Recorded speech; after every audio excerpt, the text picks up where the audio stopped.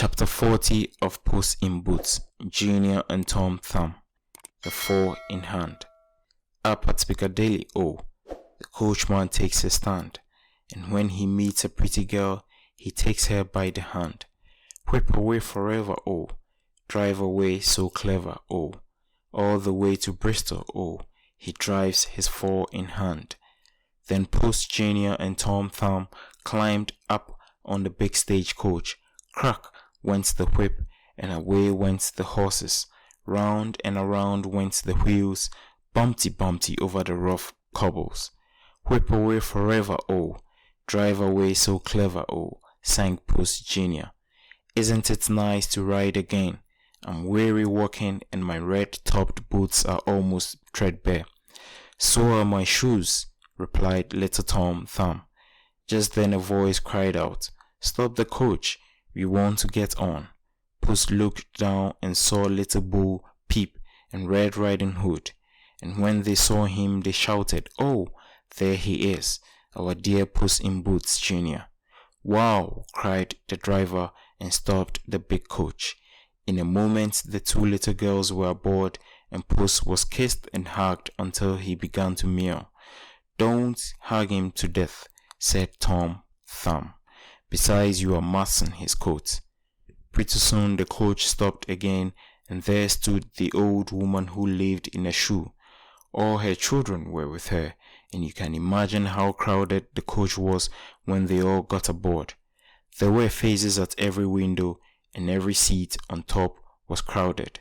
Merrily we jogged along, and their laughter echoed through the streets as they passed from village to village. "Let's stop at the next candy shop and give the children a treat," cried Tom Thumb. So the driver kept a sharp lookout, but before they came to one, the coach stopped again, and there stood Simple Simon, Cinderella, Tom, the piper's son, and little Jack Horner. "We want to go to Bristol, we will stop you with a pistol, so don't say no, let us go all the way to Bristol." Of course, the good-natured driver couldn't refuse. "Oh my, no." So he pulled in the four in hand, and some of the children sat on each other's laps, and some stood up, and Tom Thumb jumped on Puss Junior's shoulder and held on to his ear, which made the children laugh. And oh my, it was a merry party. And when they were just about to enter the city of Bristol, they saw Mary and her little lamb. Again the coach stopped, but when it came to squeezing in the lambkin, it was another matter. There wasn't room, that was all there was to it.